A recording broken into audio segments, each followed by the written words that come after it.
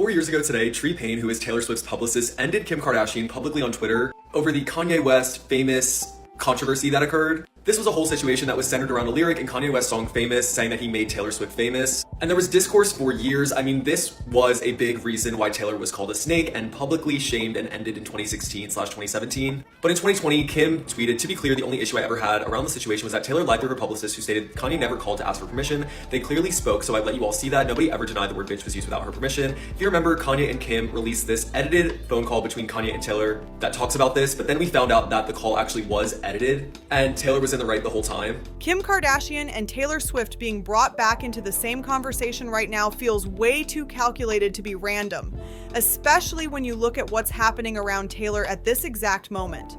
Taylor Swift is currently in a very uncomfortable spot publicly, and a lot of that has to do with those leaked text messages involving Blake Lively and Justin Baldoni.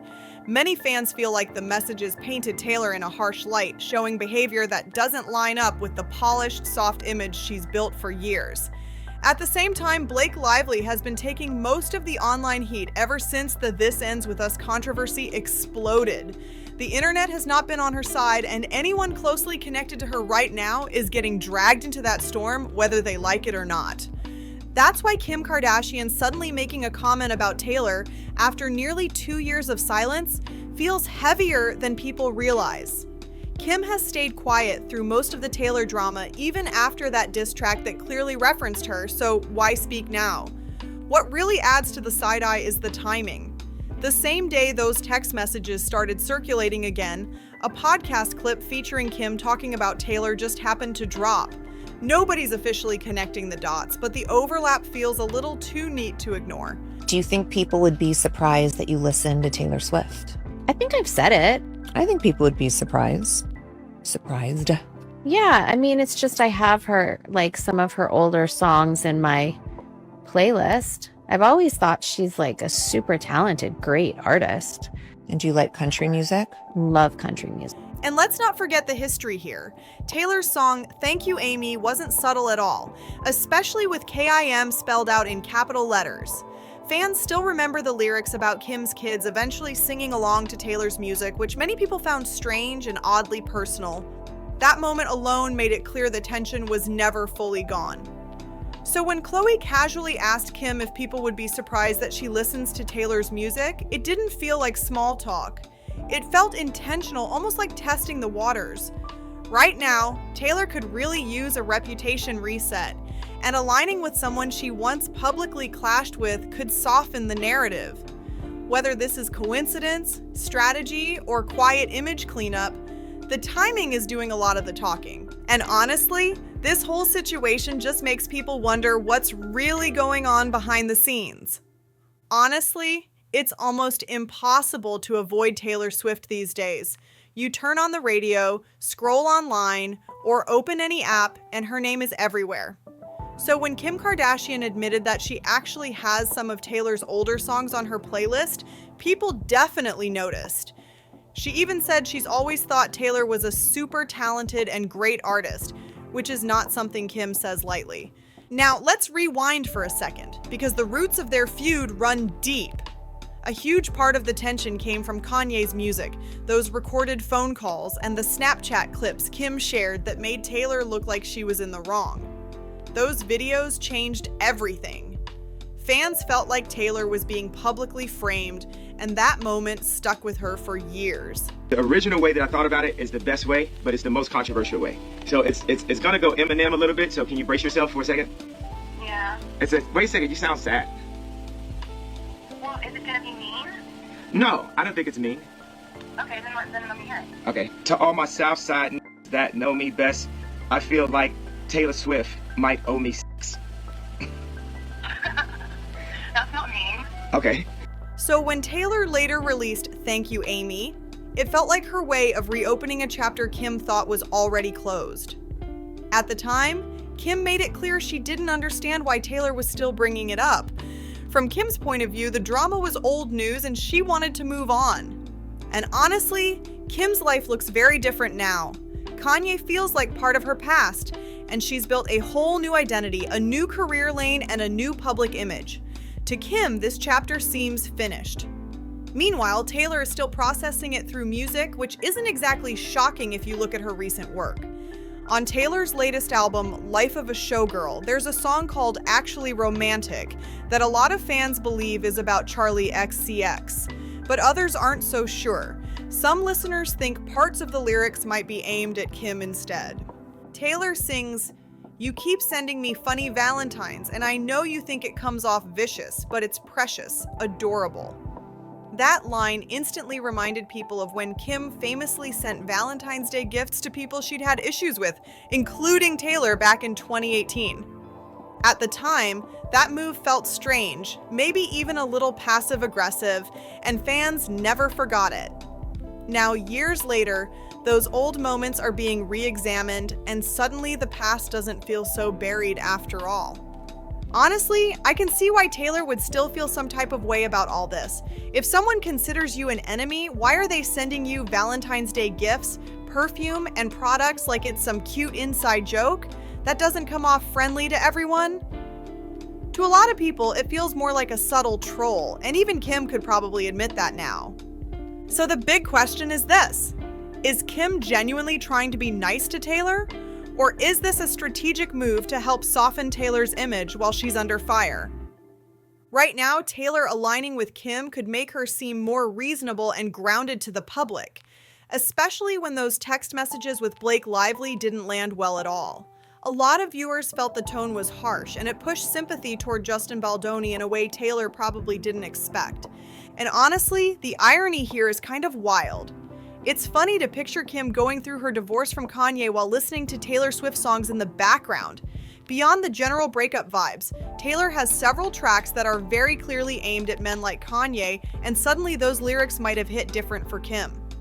Another angle people keep bringing up is Kim's kids. They're fans of Taylor's music, and it's easy to imagine how awkward it must have been explaining why the Eras Tour tickets or meeting Taylor weren't happening. Kim's kids are used to getting pretty much everything, and this was one rare situation where that door stayed closed. But even with all that, a lot of fans don't believe Taylor would ever fully trust a Kardashian again. That lesson was learned the hard way. No amount of friendliness or public praise can erase what happened back in 2016. That edited phone call and the Snapchat clips weren't accidental. Those choices had real consequences, and many fans feel that bridge was burned permanently. Even if Taylor's music ends up on TikTok or Instagram stories, that doesn't mean the past is forgiven. Meanwhile, Kim has always maintained that it wasn't that serious. But for Taylor, it clearly was. And that difference in perspective might be the one thing that never gets resolved. When the full unedited phone call finally came out, Kim treated it like ancient history. From her perspective, it was already done and dusted, and she never really understood why Taylor still had such strong feelings about it. Kim has always focused on how she felt in that moment, not how it landed for Taylor. She even reportedly found it funny that a naked figure resembling Taylor appeared in Kanye's famous music video, which only added more tension to the situation. At one point, Chris suggested that Kim should apologize and try to smooth things over, but Kim refused. She didn't think she owed Taylor anything. Now Kim is suddenly trying to sound respectful toward Taylor, but to a lot of people, it feels forced. It comes across as polite on the surface, but empty underneath. Some fans have even joked that Kim might be hoping for an invite to Taylor's wedding, even though most people believe she's firmly on the not invited list. Kim has always framed the whole situation as Kanye's fault. She often says she doesn't understand why Taylor dislikes her, while also claiming she's always supported her. That contradiction is hard to miss. Kim seems desperate to be on good terms with Taylor, but she can't admit any wrongdoing. And without that, reconciliation just isn't happening.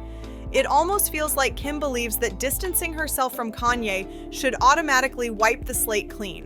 Like, because she's no longer aligned with him, she should get a free pass for everything that happened during that era. But that's not how trust works, especially after what Taylor went through. Taylor keeping her guard up makes total sense, especially after seeing how messy situations can get with people close to Kim, including the recent Blake Lively drama. That history alone would make anyone cautious. And then, there's the kids' angle. Kim's children are reportedly fans of Taylor's music, and it's easy to imagine how strange that must feel behind closed doors. Kanye doesn't seem to have much say anymore, which leaves Kim navigating that dynamic on her own. While on Khloe's podcast, Kim also addressed criticism about her parenting style, especially claims that North acts more like her friend than her child. Kim pushed back, saying North has plenty of rules. She explained that when it comes to self-expression, her 12-year-old is allowed freedom because she'd express herself regardless. But the way Kim explained it made some listeners wonder if she's struggling to keep control while still trying to be the cool parent. And that tension is becoming harder to hide. So I think like the one misconception that people might have is like, oh, she's trying to be her bestie and lets her get away with a lot. Like, no, Northie actually has a lot of rules. The one area is I do let her express herself, and I do let her do that. I love her for that. And she would do it, regardless. It's funny, like people are like, oh, this blue hair, all of a sudden, or like her fake piercings that she puts up, or her, And no, those finger piercings are not fake. They're real, and honestly, no disrespect to anyone watching who has finger piercings. Shout out to you, seriously. But I had no idea this was even a thing, and I'm still trying to process it. Hair changes? Fine. Style experiments? Sure. Self-expression is one thing. But finger piercings are on a whole different level. Those can leave permanent holes, get infected, snag on clothes, and honestly, just sound painful and stressful. Getting one caught on a shirt and ripped out sounds like a nightmare. I mean, first grade with a septum ring is already wild to imagine, but finger piercings feel like we've crossed into a whole new zone. It really gives the impression that Kim has lost some control here. Or maybe she's in denial about how far things are going. I actually wish Khloe had pressed her more on that topic during the podcast.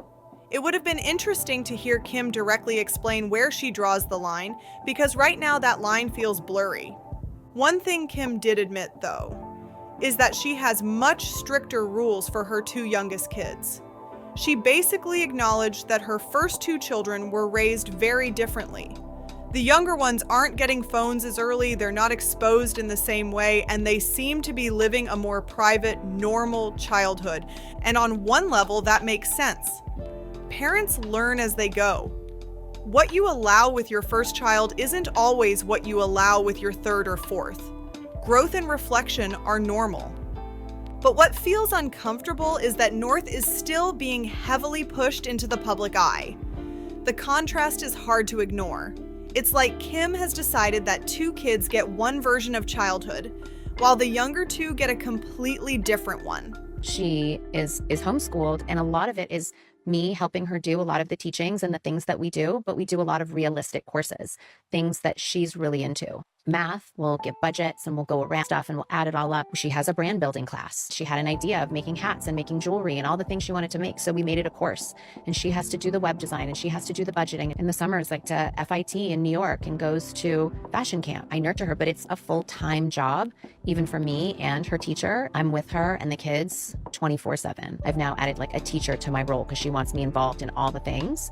And, I took like the last 6 months off to be able to really do that. What really rubbed people the wrong way is how Kim reacted online when someone criticized her parenting. She snapped back publicly instead of brushing it off, which made the situation feel even more tense. That reaction alone made a lot of viewers wonder if this is less about confidence and more about defensiveness. And when defensiveness shows up, it usually means something deeper is going on behind the scenes. Kim didn't exactly take the criticism quietly either. When people brought up concerns about dermal finger piercings, she responded with comments like, "Why are you crying? How old are you? Just pull it together." And that reaction rubbed a lot of viewers the wrong way. Nobody was crying over the piercings. People were questioning the safety and hygiene of it, which isn't that wild of a concern.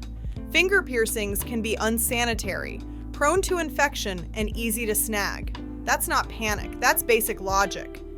If anyone needs to pause and reassess, a lot of people felt it wasn't the audience. What surprised viewers even more was learning that North isn't enrolled in a traditional education program right now. She's only 12, And instead of standard academic subjects like math or science, Kim explained that North is taking what she calls realistic courses. These are classes focused on brand building, product ideas, and creative business skills. Kim framed it as preparing North for the world she's already living in. She shared that North came up with ideas like making hats and jewelry, and instead of treating it like a phase, Kim built courses around it. Kim described it as fun and said it's been exciting to watch her daughter blossom. But for a lot of people, that raised serious questions. At that point, does North even have the option of a normal childhood? When your life is already public and structured around branding, privacy stops being a choice. Kim also mentioned that North is taking music classes, which she said has helped her bond with her father. That part was framed as a positive connection, especially since their relationship has been complicated. Still, critics argue that creativity doesn't have to replace foundational education. Learning business skills is great, but many feel it shouldn't come at the cost of core subjects or long-term balance. And that's really where the concern comes from. Not jealousy, not hate, but the fear that once childhood turns into a business plan, there's no easy way to step back from it. If you haven't heard North's music yet, some of it has already gone viral, and that's where a lot of people started feeling genuinely uneasy. In one of the songs, she raps about piercings, skipping school, and living a very adult-style life. The lyrics talk about fashion, filters, jewelry, and not really fitting into a normal routine. Kim has openly said that North isn't attending a traditional school right now. Instead, a parent educator comes to the house to teach her things like brand development, product ideas, and creative projects. So when lyrics mention skipping school, it hits differently, because this isn't just a character or a phase, it reflects her real life. Some of the lines are playful and chaotic, but they also feel scattered. Even Kim mentioned that North's spelling tests are based on her own lyrics. That alone had people scratching their heads. When education starts revolving around song verses that barely connect, it raises real questions. And honestly, this whole setup feels like such a bizarre environment for a child to grow up in. Everything is content, everything is a brand, every moment is watched, judged, clipped, and shared. That kind of pressure would be overwhelming for anyone, let alone someone who's still figuring out who they are. A lot of viewers don't feel angry, they feel concerned. There's a difference between supporting creativity and turning childhood into a non-stop performance. And when fans say they feel bad for North, it's not hate, it's empathy. Because once your childhood becomes public property, you don't really get it back. So now I want to hear from you. Do you think Kim is encouraging creativity or pushing adulthood way too fast? Is this empowering or is it crossing a line? And should kids growing up in fame be protected more than this? Drop your thoughts in the comments. If you found this interesting, make sure to like, subscribe, share, and comment. It really helps the channel grow. And as always, I'll see you on the next one.